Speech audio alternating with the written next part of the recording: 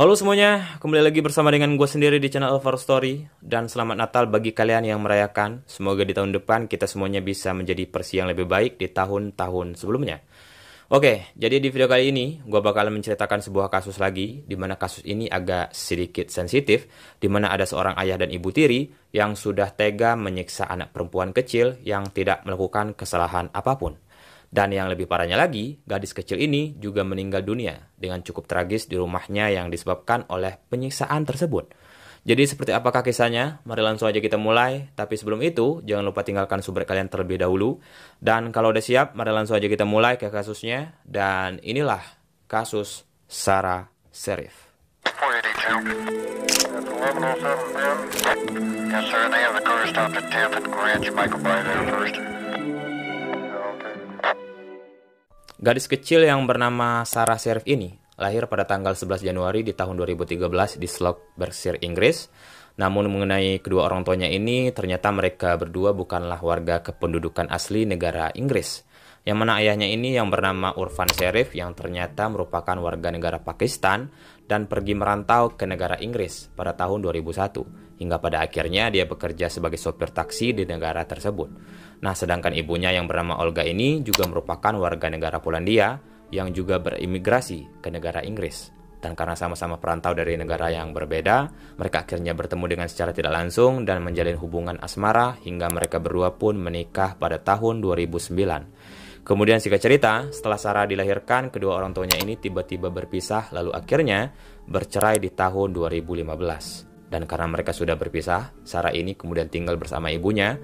Tapi pada tahun 2019 lalu, hak asuh Sarah ini kemudian diberikan kepada ayahnya setelah dilakukan persidangan perceraian mereka. Dan di saat itu, ayahnya ini juga sudah menikah lagi dengan seorang janda anak 4 yang bernama Bainas Botol dan tinggal di daerah Horsell Walking beserta dengan saudara laki-lakinya Urfan. Sementara Sarah ini juga dibawa ayahnya itu untuk tinggal bersama dengan mereka. Namun walaupun hak asuh Sarah sudah dipindahkan ke tangan ayahnya, ibunya si Sarah ini sebelumnya memiliki kekhawatiran kepada anaknya yang hidup di lingkungan orang-orang Muslim, yang tentunya mungkin si Sarah ini tidak terbiasa dengan lingkungan seperti itu. Dan maka dari itu, ibunya ini tidak begitu dekat dengan istri kedua ayahnya. Lalu seiring berjalannya waktu, Sarah ini ternyata mendapatkan kehidupan yang bisa dibilang tidak baik setelah diasuh oleh ayahnya, di mana Sarah ini sering disiksa oleh ibu tirinya di rumah mereka. Bahkan, hal yang lebih parahnya lagi, ayahnya sendiri juga ikut menyiksa si Sarah ini di rumah tersebut. Nah, selain disiksa, Sarah ini juga dipaksa untuk tidak pergi bersekolah karena banyak sekali bekas-bekas memar di tubuhnya yang tentunya sudah dilakukan oleh ibu tirinya dan ayahnya sendiri. Dan selagi pun dia pergi ke sekolah, Sarah juga dipaksa untuk mengenakan hijab agar bisa menutupi bekas-bekas memar di wajahnya.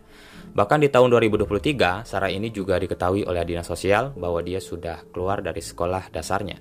Karena Sarah sendiri sangat jarang sekali pergi ke sekolahnya untuk mengikuti kegiatan belajar. Dan di saat dia tidak pergi ke sekolah, orang tuanya ini juga meminta kepada pihak sekolah untuk memberikan perizinan sekolah supaya Sarah ini bisa belajar dari rumah dengan alasan bahwa si Sarah ini sedang sakit. Yang mana hal tersebut pastinya ibu tirinya ini juga sedang berusaha untuk menutupi pelecehan yang sudah mereka lakukan itu. Dan dengan cara itulah mereka bisa menutupi dan menyembunyikan agar semua orang tidak mengetahui sama sekali. Lalu kemudian singkat cerita, di kediaman mereka tepatnya di daerah Hammond Road, Horsell pada dini hari di tanggal 10 Agustus di tahun 2023, jasad Sarah ini tiba-tiba ditemukan di rumah tersebut oleh pihak kepolisian setelah mendapatkan telepon dari ayahnya sendiri. Take a deep breath. Take a deep breath and tell me what's happened. I cannot. I physically punished my daughter and she died. I had left home in a panic. God, she is allowed at home. I need you to take a breath because I cannot understand what you're saying. Okay, your daughter has died. I killed my daughter. I killed my daughter. Nah, dari laporan tersebut, pihak kepolisian kemudian mulai mengidentifikasi Urfan Sharif dan istrinya yang bernama Bainas Botol beserta dengan saudaranya yang bernama Faisal Malik sebagai orang yang dicurigai di awal penyelidikan tersebut. Tapi sehari sebelum jasad Sarah ini ditemukan, mereka bertiga beserta dengan anak-anaknya ini kemudian berangkat dari Inggris lalu menuju ke Islamabad, Pakistan pada tanggal 9 Agustus di tahun yang sama. Dan setelah mereka sampai di Pakistan, barulah si Urfan ini melakukan panggilan darurat dan memberitahu kepada polisi bahwa anaknya itu sudah meninggal di rumah mereka. Dan di percakapan tersebut, dia mengatakan dan mengakui bahwa dia sudah memukul putrinya hingga berulang kali. Dan karena terus dipukul berkali-kali hingga akhirnya putrinya meninggal di rumah mereka. Tapi penyiksaan tersebut, dia mengatakan bahwa dia sama sekali tidak berniat untuk membunuh putrinya.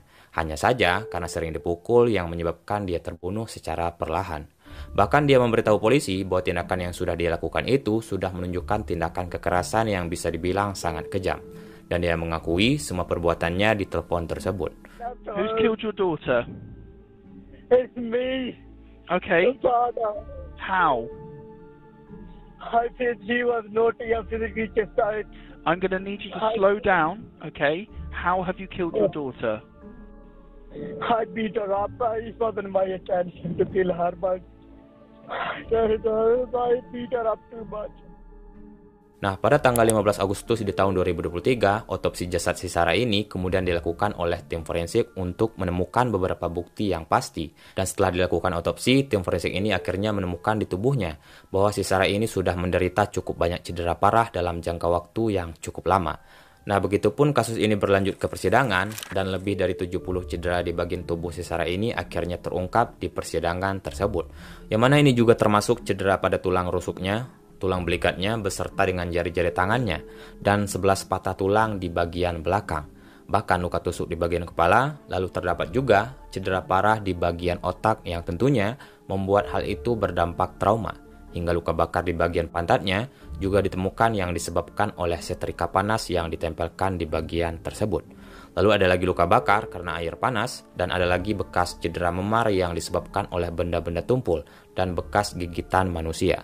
Nah, jadi dari semua bukti yang didapatkan ini tentunya Sarah memang benar-benar mendapatkan tekanan dan penyiksaan yang sangat luar biasa dari ibu tirinya dan ayahnya sendiri.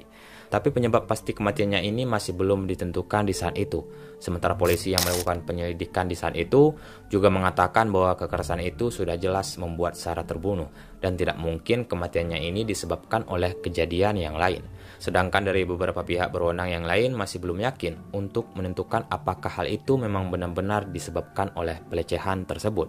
Lalu pada akhirnya penyelidikan itu ditunda hingga pada tanggal 29 Februari di tahun 2024. Namun di samping itu, pihak berwenang ini juga sedang melakukan pencarian internasional untuk menemukan para tersangka. Bahkan 2 tim polisi di daerah Jhelum juga secara aktif dalam mencari dan menemukan si Urfan ini. Dan begitupun yang lainnya juga tidak ada perjanjian ekstradisi resmi antara negara Inggris dan Pakistan. Maka dari itu, pihak kepolisian kemudian mengajukan permintaan informasi baru 2 minggu setelah penemuan jasad Sarah. Dan mendesak bagi siapapun yang melakukan kontak dengan Urfan dan para tersangka yang lain untuk memberikan informasi tersebut agar pihak kepolisian bisa segera menangkap mereka di waktu itu juga. Lalu sampailah pada tanggal 12 September di tahun 2023, polisi akhirnya mendapatkan informasi yang kuat mengenai keberadaan mereka. Dan setelah itu, polisi kemudian mulai pergi ke lokasi rumah ayah Urfan di daerah Jhelum, Punjab, Pakistan, di mana tempat ini diduga bahwa mereka sedang berada di sana. Namun pas polisi sampai di sana, polisi hanya menemukan keempat anak-anaknya itu yang mereka titipkan di rumah ayah Urfan. Sedangkan Urfan dan tersangka lainnya tidak ditemukan di rumah tersebut. Nah, pada tanggal 13 September di tahun yang sama, ketiga tersangka ini kemudian berhasil ditangkap di Bandara Gatwick atas dugaan pembunuhan setelah turun dari pesawat dari Sialkot melalui Dubai.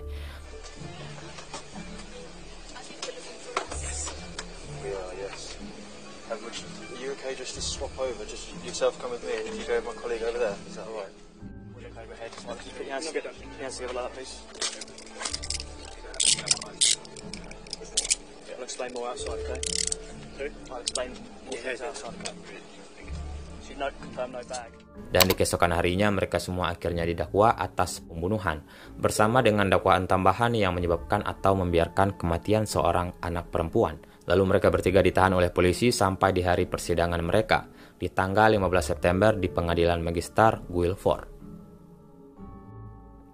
Nah, di hari persidangan mereka bertiga ini muncul di Pengadilan Old Bailey London pada tanggal 19 September di tahun 2023 melalui tautan video. Sementara sidang pembelaan ini akan diadakan pada bulan Desember di tahun 2023. Tapi di awal persidangan, mereka bertiga ini juga sempat mengaku tidak bersalah atas setiap dakwaan yang diberikan oleh pihak berwenang. Karena persidangan ini bisa dibilang tidak mendapatkan jawaban yang tepat, hingga pada akhirnya mereka bertiga kemudian dilanjutkan akan diadili pada bulan September di tahun 2024 mendatang. Dan tepat di tanggal 8 Oktober di tahun 2024, di persidangan, jaksa penuntut mengungkapkan pada tanggal 14 Oktober di tahun sebelumnya bahwa ayah Sarah ini telah mengakui sudah membunuhnya ketika dia menelpon ke panggilan darurat setelah mendarat di Pakistan. Bahkan, dia juga mengklaim bahwa dia telah memukulnya secara kejam dan mengatakan kepada operator walaupun dia sudah memukulnya beberapa kali, tapi di sisi lain dia sama sekali tidak berniat untuk membunuh putrinya. How have you killed your daughter? I beat her up. It wasn't my intention to kill her, but I beat her up too much. Dan dari pengakuan tersebut, pastinya membuat kasus ini sudah sangat jelas bahwa kematian Sarah ini memang benar-benar disebabkan oleh penyiksaan atau kekerasan yang sering dia dapatkan di hari-hari tertentu. Lalu pada tanggal 11 September di tahun 2024, Urfan Sharif dan Batal ini dinyatakan bersalah atas kasus pembunuhan Sarah.